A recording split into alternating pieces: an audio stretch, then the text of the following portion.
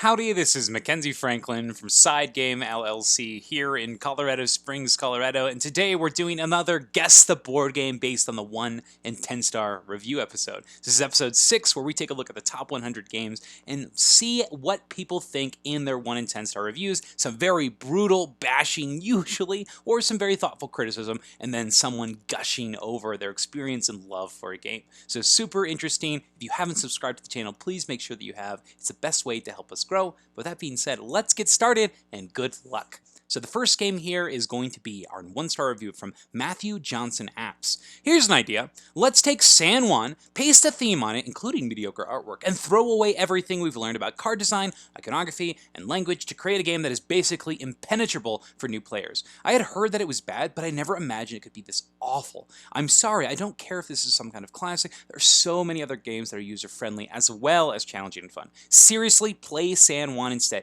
It's easy to teach, the card powers are instantly understandable to anybody who's played a few Euro tableau building games, and you have the same basic mechanics and tension.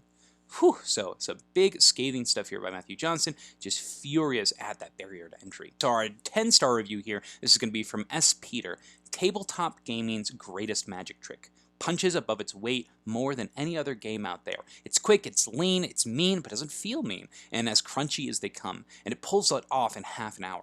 I can't get enough of this game. I would say that it's the standard every engine building game should follow, but it's a certain kind of engine builder that doesn't always appeal to everyone. You're not going to make a cool machine and watch it spit out points galore, but instead you're trying to scrape by as much as possible, making marginal leaps over your opponents. It's a game that's all about asking, what's the best I can do with the cards I have in my hand now, rather than what kind of engine do I want to build. It's definitely more tactical than strategic, which is exactly my kind of game most of the time. I love this description. I'm not going to read the rest because there's a little spoilers in there, but I love this description. Now, that being said, if you think that you have an idea, go ahead and make your guess now.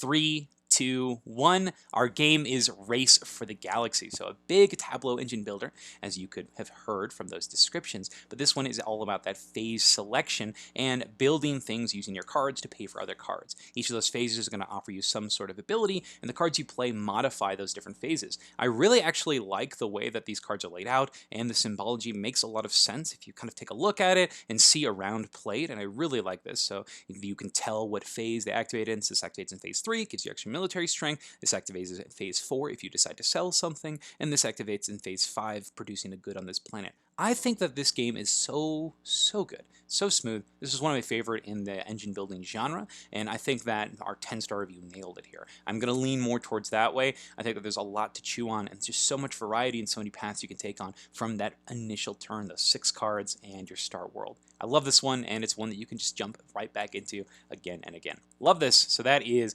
Race for the Galaxy, our first one. Next one we have, our 1-star review, is from Ultimo Ratio from the United Kingdom.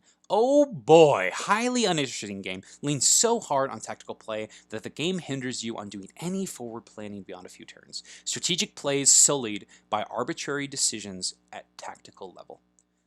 Very, very clean response to why this person doesn't like this game. All right, well thought out. And then up next, we have our 10 from Stu Tara. This is the current hit with the gaming group. Everyone we play this wants to play it again and again. So many great mechanics put into one game. Learning the game can take a little bit, but now that everyone is up to speed, the game time should drop dramatically. So interesting. Kind of even leans into some of the negatives here, which is a great way to present your case as to why you like something. All right, any guesses? This one's a little bit more tricky. 3, 2, 1. This is actually Lost Ruins of Arnak, a recent release from CGE from last year, a engine building game where you are building your deck of cards using deck building, and then you're going to be using that to help you crawl up these different tracks. So I think that this game does a lot really well. I think that it is a great merging of mechanics, lots of little knobs to turn. I love the progress of getting incremental bonuses over time. I think that 1-star review does have some truth to it, because sometimes you will be getting random resources. Some of the guardians, you may have no idea what their costs are, and you might be forced to spend your totems to maybe slay them to avoid some negative penalties. I do think that this game is pretty dang dang fun, though. It's a great solo experience. They've got a campaign for it, and we're really excited to try out the new expansion. And man, I saw some of the leaders and how they work with the asymmetric abilities. It looks super fun. I love how even the boards are different and what they're doing with the different cards that exist already in the game. I love stuff like that, where they're able to use pre-existing mechanics in new and interesting ways. So there's one, I think the Mystic in particular does some really cool things with fear cards. So excited to try out that one. But that's our second one. That's Lost Ruins of Arnak. Up next, we have, for our 1-star review from C3 Gaming, Dull. You get very little choice in your shots, none at all if played perfectly, and even then, the game's all about gentle flicking. With all flicking games on the market nowadays, it doesn't stand out at all. Pick up Cube Quest, Ice Cool, or Clask instead. They're more competitive, more variation, and are 1/10 of the price. I like this. They even give some alternatives. Great way to structure criticism. And then up next, our 10-star review from X's Allure. This was made when true board games didn't exist. This was made when games were made for fun and enjoyment. Lots of games now are not fun. They're more like work. Not sure why they're even labeled as games. Every time I play this, lighthearted and fun. I will play and recommend this to anyone to try. A great dexterity game. Now, this one has some controversy just being on this list. So yeah, that's probably more of a hint than I probably should have given out. But if you've got any guesses, 3, 2, 1. This is Crokinole. So Crokinole is fantastic. It's a dexterity game of it honestly feels like shuffleboard. You're flicking these discs around. You're trying to get into the center for some bonus points. Otherwise, you're trying to displace your opponent's discs while staying on the board yourself. So trying to get some point scoring that way. It's extremely simple, extremely accessible, extremely fun, and I think it's a good mix between the two reviews. I think that there is some truth in that one where there are some perfect plays. It's like playing pool, right? Where there are definitely perfect plays, but for me, the fun is trying to make those plays, and it's based on your skill level, how much time you put in. It's not going to be perfect, but I think it's that fun of trying to make these cool shots, and when they do happen, it's pretty breathtaking. I love how simple it is, and the setup is pretty much nothing, and it's a blast. Anybody can play it, and it's got that great presence with the way that it's presented. This is a fun one. I really like it, but those other dexterity games, particularly Ice Cool, I think is also fantastic. So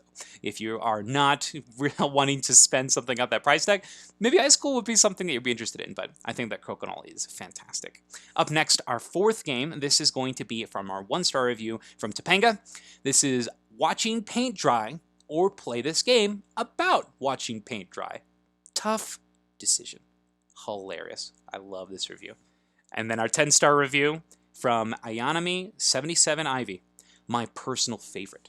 A perfect game. This game gets its crunch not from 40 pages of rules, but from the interactions and implications of 4 spaces, 8 total actions. Game is like a Swiss watch, and the room it gives you to breathe to create your own strategy is amazing. There are so many ways to victory, and on top of all that, it's thematic as all hell.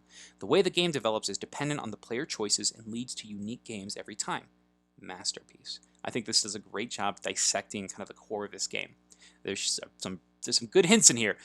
Let me know what you think. 3, 2, 1. The game is The Gallerist. So this is a game all about the art industry and you owning your own gallery. You're going to be sending this pawn, just as they described, into one of 4 areas, and each of those areas has 2 actions associated with it. Now, I do agree. I think this is extremely thematic, but I just thought that 1-star review was super funny because it's about painting, right? There's paintings. There's all sorts of different arts. You can do digital art, sculptures, but I think that it's represented very, very well here. One of my favorite aspects of this game is a lot of the multi-use stuff. So, and a lot of choices based on who you sell to and the different routes that you take. You have even objective cards that you get from the get-go that are going to push you into specific areas or specific strategies, and I really like that. I like you can go big fame in order to get more actions, or you can go big money to try to get basically the ability to do bigger, better actions. There's just a lot to love here in The Gallerist, and I think that the graphic design is wonderful.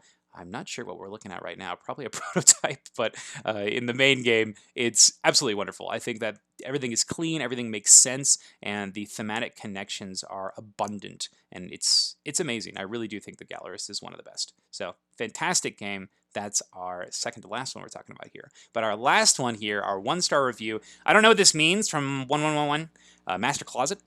If you can explain to me what that means in the comments, fantastic. But here's another one from Week 5. 1-star review. This game actively punishes you for playing it. There's an infinite death spiral you can get caught in that there's no pulling out of. Hot dang. That's something to be aware of. And then our 10-star review, drastically different. Wow, from Pedro Fuentes 21. This game makes me feel awesome when I'm playing. Different mechanics like resource management, worker placement, and tableau building. Masterpiece! This game is one of the most nice and tight I've ever played. There's a lot going on round after round. It's easy to make bad decisions, so you gotta be careful and think wisely. The more you build, more main actions you open to make your fisherman town profitable. The building stack is different every game, and special buildings as well. Lots of replayability. If you think you know what this one is, remember all these are in the top 100. 3, 2, 1. This is Le Havre. Now, this recently, actually, during our re-rating, became a 10 for me because I do think that it does its resource accumulation so well, and it is a great blend of various mechanisms, and I think that this is fantastic.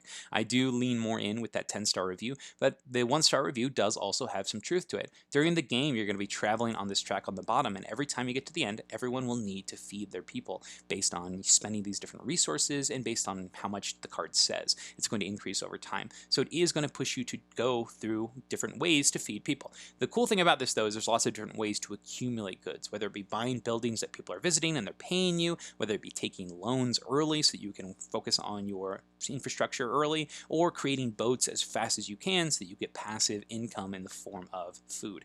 And so I think there's a lot of cool strategies and paths that you can take, and you're not boxed into specific routes, and I think that's really freeing. But man, the best thing that's going to keep you coming back is resource accumulation. This is one of those games where everything is so satisfying. You do one thing on your turn, whether it's take an awesome ability, whether it's build something excellent in front of you that you've been waiting for a long time, or if it's taking a gigantic stack of resources that have been sitting there for a while, just piling up. Everything about this, the choices, you're littered with positive choices, and it's such a fantastic feeling. So I really enjoy Le Havre, one that I continuously am asking to play. This is a great game. So that's Le Havre, the last one that we're talking about today. And those are the 5 games. How did you do on it? Did you get any of them correct? Were you thrown off by a couple of these? What did you think of the series as a whole? I'd love to hear your thoughts in the comments below. Thank you for watching SideGame Strong.